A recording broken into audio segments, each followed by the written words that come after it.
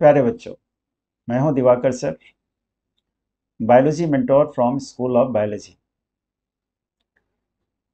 Circulation chapter के आज के लेक्चर में हम समझने वाले हैं रेगुलेशन ऑफ कार्डियक एक्टिविटी। एक छोटा सा पार्ट है, लेकिन रेगुलेटरी मैकेनिज्म समझने के पहले हमें न्यूरोजेनिक हार्ट और मायोजेनिक हार्ट के बारे में जान लेना चाहिए।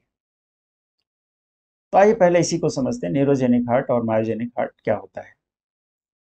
न्यूरोजेनिक हार्ट ऐसे हार्ट को कहते हैं जिसमें हार्ट के अंदर कोई इंस्टॉल्ड मैकेनिज्म नहीं होता जो हार्ट के कॉन्ट्रैक्शन के लिए इंपल्स जनरेट कर सके। ऐसे हार्ट को हम न्यूरोजेनिक हार्ट कहते हैं। तो फिर लगेगा आपको कि भाई हार्ट के मसल का कॉन्ट्रैक्शन कैसे होगा, क्योंकि कॉन्ट्रैक्शन नहीं होगा तो इजेक्शन कैसे होगा हार्ट से। तो इस तरह के जो हार्ट हैं अपने कॉन्ट्रैक्शन के लिए पूरी तरह से ब्रेन पर डिपेंडेंट है, और ब्रेन और हार्ट के बीच में एक न्यूरल कनेक्शन होता है। ब्रेन ने इंपल्स जनरेट किया, उस नर्व्स के जरिए वो हार्ट में आता है, और फिर हार्ट के मसल में कॉन्ट्रैक्शन होता है, और कॉन्ट्रैक्शन होगा तो फिर इजेक्शन होगा। तो हार्ट पूरी तरह से ब्रेन पर डिपेंडेंट है। उस न्यूरल कनेक्शन को यदि हम कट करते हैं जो हार्ट और ब्रेन को कनेक्ट करता है, तो हार्ट विल स्टॉप बीटिंग। ऐसे हार्ट को हम न्यूरोजेनिक इसीलिए बोलते हैं क्योंकि वो ब्रेन पर डिपेंडेंट है। इस तरह का हार्ट एनिमल किंगडम में दो फाइलम में होता है। एक एक होता है एनिलिडा में, और एक होता है आर्थ्रोपोडा में। लेकिन इससे अलग एक दूसरी कैटेगरी होती है जिसको हम मायोजेनिक हार्ट कहते हैं। मायो का मतलब होता है मसल। तो हार्ट के अंदर, मायोजेनिक हार्ट के अंदर, हार्ट में कुछ इंस्टॉल्ड मैकेनिज्म होते हैं जो हार्ट के कॉन्ट्रैक्शन के लिए खुद इंपल्स जनरेट कर सके। ये installed mechanism SA node, AV node, AV bundle, Purkinje fibre के फॉर्म में मायोजेनिक हार्ट के अंदर होता है। ये खुद इंपल्स जनरेट करता है और हार्ट की जो नॉर्मल फंक्शनिंग है उससे हो जाती है। तो क्या इस तरह का हार्ट ब्रेन से कनेक्टेड नहीं है? बिल्कुल है। इस तरह का हार्ट भी ब्रेन से कनेक्टेड होता है, लेकिन ब्रेन से कनेक्टेड इसलिए नहीं होता कि ब्रेन इंपल्स जनरेट कर सके जिसके कारण हार्ट की नॉर्मल फंक्शनिंग हो। नॉर्मल फंक्शनिंग के लिए हार्ट इंडिपेंडेंट है ब्रेन। लेकिन हमारा टॉपिक क्या है? हमारा टॉपिक है रेगुलेशन। तो ब्रेन पर डिपेंडेंट रेगुलेटरी मैकेनिज्म के लिए है, हार्ट रेट को बढ़ाना हो घटाना हो, इसके लिए डिपेंडेंसी है। इंडिपेंडेंसी है कि यदि नॉर्मल फंक्शनिंग होनी है बॉडी की, तो हार्ट के अंदर वो इंस्टॉल मैकेनिज्म है in the form of AC node, AV node, bundle of fish और गंजे फाइबर। ऐसे हार्ट को मायोजेनिक कहते हैं क्योंकि ये जो सेंटर्स हैं, नोडल टिश्यूज हैं, वो मसल के बने होते हैं, और ऐसे मसल में नर्व की तरह प्रॉपर्टी होती है इंपल्स जनरेट करने की। इसीलिए मायोजेनिक हार्ट कहते हैं। मायोजेनिक हार्ट एनिमल किंगडम में दो फाइलम में होते हैं। एक फाइलम है मोलस्का, और दूसरा फाइलम है कॉर्डेट। कॉर्डेट्स और कॉर्डेट्स और मोलस्क में कैसा हार्ट होता है? मायोजेनिक हार्ट होता है। तो मायोजेनिक हार्ट का, स्पेशली ह्यूमन हार्ट के रिगार्ड में, ह्यूमन हार्ट के रिगार्ड में मायोजेनिक हार्ट का रेगुलेशन कैसे होता है, हमें इस पर जाना है। तो चलते हैं बुक पर। तो आपके सामने देखो, ये है रेगुलेशन ऑफ कार्डियक एक्टिविटी। ठीक है, रेगुलेशन ऑफ कार्डियक एक्टिविटी। तो रेगुलेशन के लिए देखो क्या है कि normal activities of heart are regulated intrinsically, that is auto regulated. जो मैं अभी कह रहा था, आप फिजिकली एक्टिव नहीं हैं ज़्यादा, तो हार्ट जिस रेट से बीट करता है, और नॉर्मल बीट से जितना हार्ट वो पंप करता है, उसी से आपकी एक्टिविटी पूरी हो जाएगी। तो उसके लिए किसी चीज़ पर डिपेंडेंसी नहीं है। ऐसे नोड है या दूसरे टिश्यूज हैं, वो इम्पल्स जनरेट करेंगे और वो उसके कारण हार्ट का कॉन्ट्रैक्शन होगा, इजेक्शन होगा ब्लड का, हमारी रिक्वायरमेंट पूरी हो जाएगी। ऐसे हार्ट को मायोजेनिक कहते हैं। Human heart myogenic. ठीक है, लेकिन उन कंडीशंस में क्या होगा जब हम फिजिकली ज़्यादा एक्टिव होते हैं। फिजिकली ज़्यादा एक्टिव हैं तो आपको ज़्यादा ऑक्सीजन चाहिए, और ऑक्सीजन कहाँ से मिलता है? ब्लड से ही तो मिलता है। तो उन कंडीशंस में हार्ट रेट भी बढ़ जाता है, स्ट्रोक वॉल्यूम भी बढ़ जाता है, और इन दोनों के बढ़ने से कार्डियक आउटपुट भी बढ़ जाता है।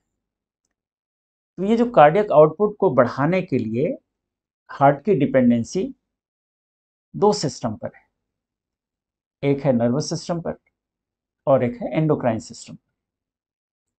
तो पहले न्यूरल रेगुलेशन करते हैं कि नर्व ब्रेन जो है कैसे इन्वॉल्व है इस एक्टिविटी में। तो हमारा जो ब्रेन है, ब्रेन का जो हाइंड ब्रेन है, हाइंड ब्रेन का hinder most part medulla oblongata होता है।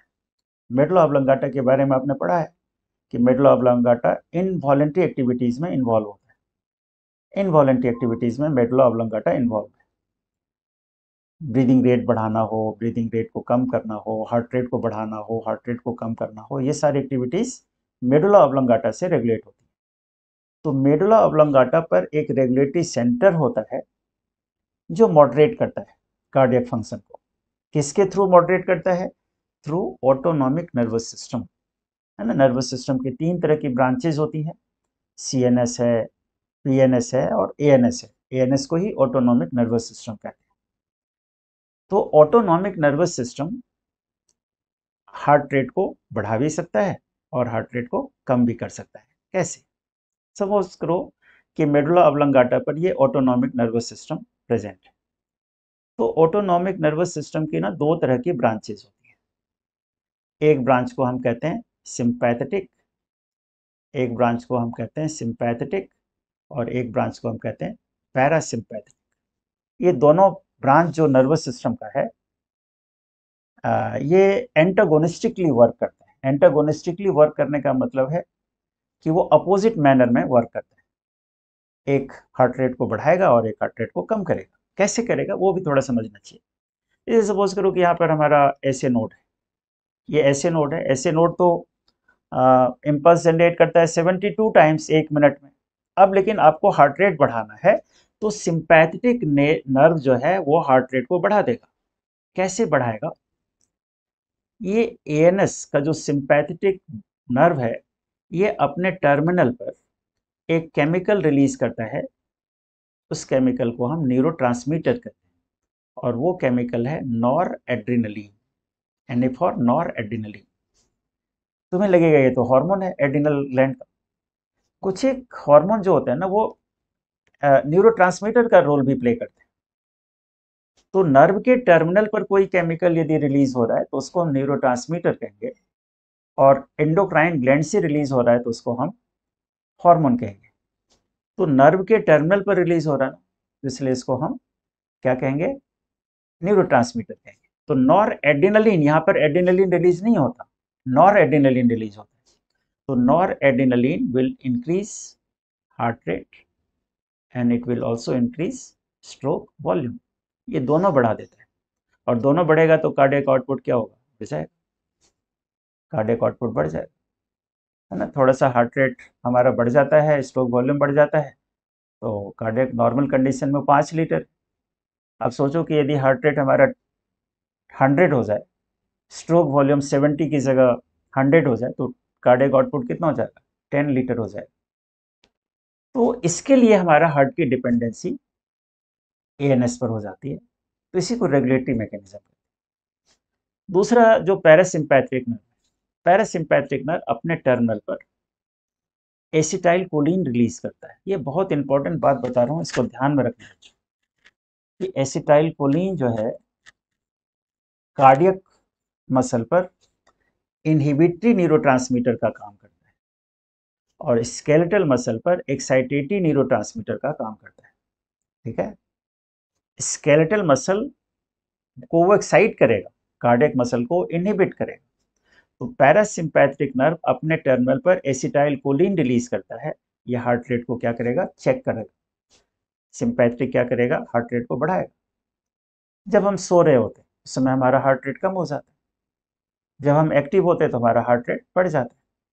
तो पीएनएस के जो एएनएस के जो दो ब्रांच हैं, सिंपैथेटिक और पैरासिम्पैथेटिक, ये एक कार्डियक आउटपुट को बढ़ाता है और एक कार्डियक आउटपुट को कम करता है। यहाँ पे देखो पैरासिम्पैथिक है ना, पैरासिम्पैथिक न्यूरल सिग्नल क्या करता है, it decrease the heart rate, है ना, हार्ट बीट को कम कर देता है। ये और दूसरा काम क्या करता है, speed of conduction of action potential, ये जो एक्शन पोटेंशियल की जो स्पीड है ना उसको भी कम कर देता है। तो उसको जब कम करेगा हार्ट रेट भी कम हो जाएगा, तो हार्ट कम रेट से बीट करेगा, और कम रेट से बीट करेगा तो कार्डियक आउटपुट क्या होगा, वो डिक्रीज हो जाएगा। तो कार्डियक आउटपुट को इंक्रीज करना हो एक्टिविटी के समय तो रिस्पॉन्सिबल है sympathetic nervous system, cardiac output को डिक्रीज करना है तो रिस्पॉन्सिबल है पैरासिम्पैथेटिक नर्वस सिस्टम। इससे रिलेटेड एक सवाल आया था कि हार्ट से यदि हम वेगस नर्व को रिमूव कर दें तो क्या होगा। जो पैरासिम्पैथेटिक ब्रांच है ना वो वेगस नर्व के साथ ही आता है, तो वेगस नर्व को रिमूव करोगे तो यह ब्रांच रिमूव हो जाएगा, तो हार्ट रेट हमारा क्या होगा, हार्ट रेट बढ़ जाएगा। क्योंकि इसको चेक करना किसका काम था, पैरासिम्पैथेटिक नर्वस सिस्टम का काम था चेक करना, तो वो चेक नहीं कर पाएगा और हार्ट रेट क्या होगा, हमारा बढ़ जाएगा। तो एक तो ये सवाल है। दूसरा जो रेगुलेटरी मैकेनिज्म है वो एड्रिनल ग्लैंड के हार्मोन के थ्रू होता है। एड्रिनल ग्लैंड कहाँ पर प्रेजेंट होते हैं, they are present on kidney के सरफेस पर होता है ऊपर की तरफ। उसके दो पार्ट हैं, एड्रिनल कॉर्टेक्स और एड्रिनल मेडुला। एड्रिनल मेडुला का जो हार्मोन है ना वो कार्डियक आउटपुट को बढ़ाता घटाता है। कैसे, एड्रिनल मेडुला से दो हार्मोन निकलते हैं, एक का नाम है एड्रिनलिन और दूसरे का नाम है नॉर एड्रिनलिन। एड्रिनलिन को ही एपिनेफ्रीन कहते हैं, नॉर एड्रिनलिन को नॉर एपिनेफ्रीन कहते हैं, दोनों एक ही चीज है। तो ये दोनों हार्मोन जब रिलीज होगा एड्रिनल मेडुला से उस समय कार्डियक आउटपुट बढ़ जाता है। कैसे, by increasing stroke volume and by increasing heart rate. ये दोनों को बढ़ाता है, स्ट्रोक वॉल्यूम को भी बढ़ाता है और हार्ट रेट को भी बढ़ाता है, और दोनों को बढ़ाने से जो कार्डियक आउटपुट है वो क्या होगा, बढ़ जाएगा। ठीक है, तो एड्रिनल मेडुला पर भी डिपेंडेंसी है हमारे हार्ट की, लेकिन किन कंडीशंस में, जब आपको नीड ज़्यादा है। तो यहाँ ये समझ लेना ज़रूरी है कि what does regulation mean. Regulation का मन, जैसे फैन है, फैन की स्पीड को बढ़ाना और घटाना है ना, वो करंट थोड़ी जनरेट करता है, वो बढ़ा घटा सकता है। तो बढ़ाता घटाता बढ़ाने घटाने वाले मैकेनिज्म को हम रेगुलेटरी मैकेनिज्म कहते हैं। तो यदि हार्ट को इंटेंसिवली वर्क करना है, जैसे हार्ट हमें ज़रूरत नहीं है, ज़्यादा फिजिकल एक्टिविटी हम नहीं कर रहे, तो फिर ना तो डिपेंडेंसी हार्मोन पर है और ना ही डिपेंडेंसी ब्रेन पर है। उस समय हमारा हार्ट जो है वो सेल्फ सफिशिएंट हमारी रिक्वायरमेंट को फुलफिल करने के लिए। लेकिन जब कभी एक्टिविटी बढ़ेगी तो उस समय क्या होगा, रेगुलेटरी मैकेनिज्म की ज़रूरत पड़ेगी, बढ़ाने के लिए भी और घटाने के लिए। तो मुझे उम्मीद है कि आपके समझ में आ गया होगा ये बात पूरी तरह से अच्छे से। अब एक लेक्चर और हम करेंगे इसमें, जिसमें हम डिसऑर्डर्स पार्ट को कवर करेंगे। आज के लिए इतना ही, थैंक यू।